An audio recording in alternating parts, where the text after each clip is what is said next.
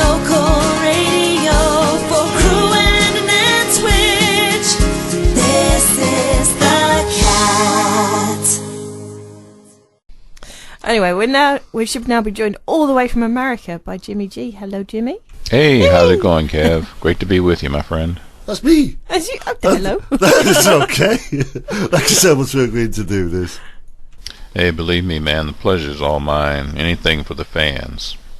I was going to introduce you to our listeners, but I'll let you do that. Would you like to tell us a little about yourself? Well, I'm a fourth-generation musician that almost wasn't. I wasn't encouraged to play music by my parents back in the day, so I had to carve out my own path in music, and I've been doing it for the last 36 years as a player. Although I had no issues with being in the background, I always desired to be up front, driving the show like a Greyhound bus driver, you know what I mean? Well, if you take us right back there, can you remember the first song that you wanted to sing along to? Well, that was B.B. King's ABC Records version of Hummingbird.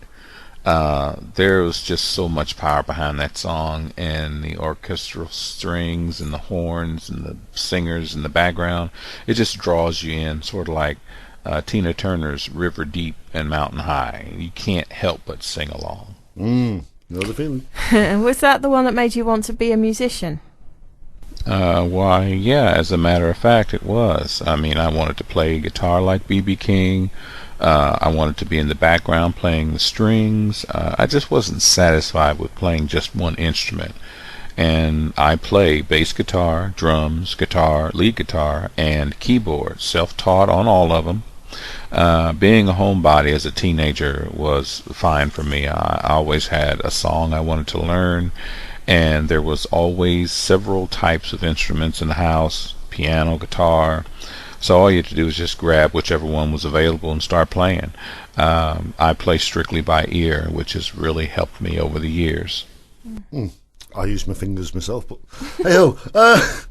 is there an artist? Oh, no, who would you say is your biggest influence? Biggest influence? Wow, I've had so many influences from all genres of music, but if I had to pick one, I'd have to say B.B. King. I had an opportunity back in the early 90s to sub for his regular bass player for a few shows, and I had the time of my life, man. From that moment, I knew that I wanted more than to just be a side man. Is there anyone you would love to see perform that you haven't yet? No, not anybody in particular. I'm a lover of what we like to call old school. We refer to it as old school over here. And from blues to rock and roll, I mean, everybody's got to realize old school is still cool. But I do like Adele's voice. Adele has a very unique voice, and I can listen to her all night. Well, interesting. Do you take your inspiration from everyday life? Oh yeah, man, real life stories are the best for blues, especially because you can identify with them. Everyone at one time has dealt with a hard breakup. We've been at the best party with the best people, and I've been a Michael Jackson fan all my life. I loved his stories, and to put it bluntly, those stories are the ones that hit records are made of. I can imagine that with the amount of artists vying for attention over there, is it a bit of a struggle? Yes, it is a struggle sometimes, and it can be a little bit frustrating, but the only way you can survive these days in the U.S. is to get out on the open road, and that used to be my old life, and quite frankly, I'm ready to take it back. And I'd like to get over in your neck of the woods, because I've never been to the U.K., and I've heard a lot of wonderful things about it. All true. Going back to other performers, is there someone you would love to perform with? Oh, I would have loved to jam with the late great Stevie Ray Vaughan. I never had the opportunity to see him, and I loved his music. But I was part of a house band, and we had a lot of celebrities come through there, so I did have the opportunity to sit in with the likes of Charlie Musselwhite, Lee Oscar, War, Screaming Jay Hawkins, and the great Albert Collins. Man, that was a blast. Who we played earlier.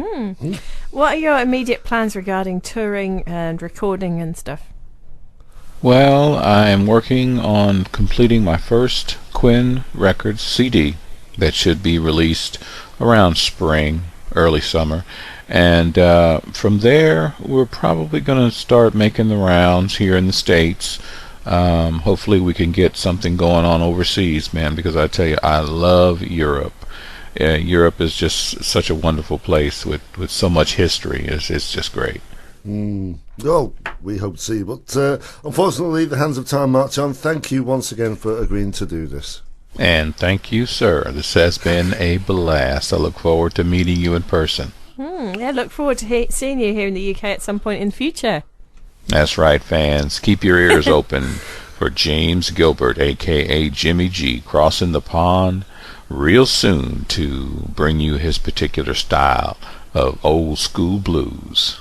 Nice. We look forward to it. Take care, Jimmy. Bye. Bye. Take care. Bye. That was Jimmy G. The local radio.